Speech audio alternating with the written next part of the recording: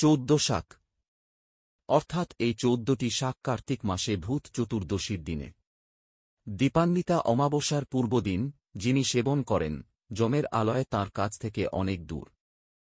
এই শাকগুলির প্রচলিত নাম ওল, কেও, বেতো, কালকাসুন্দে, সরিষা, নিম, জয়ন্তী, শালিঞ্চ বা সাঞ্চে, গুড়চি বা গুলঞ্চ পাতা, পটুক বা পটল পত্র, শেলু, হিলমচিকা বা হিঞ্চে, ভন্টাকি বা ঘেঁটু বা ভাঁট, সুনিসন্নক বা শুশুনি শাক। এদের কোনটার বা সমগ্র, কোনটার বা পাতা শাক হিসেবে খাওয়ার জন্য ব্যবহার করার উপদেশ, কিন্তু এর প্রতিটি ঔষধিগুণ সম্পন্ন। এদের মধ্যে ওলের শাকটি বিশিষ্ট স্থান অধিকার করে আছে তার চরিত্রগুণে, তাই আমরা উপমা দিয়ে থাকি। 14 শাকের মধ্যে ওল প্রামাণিক।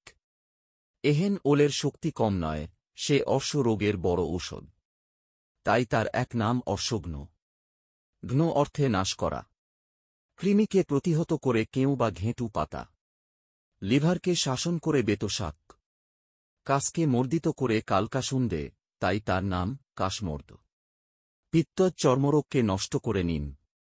সঞ্চিত পিত্তদোষকে সংশোধন করে পটল পত্র, বাজুবিকার দূর করে গুলঞ্চপত্র। ঋতু পরিবর্তনজনিত তরুণ সর্দির হাত থেকে বাঁচায় জয়ন্তী পাতা।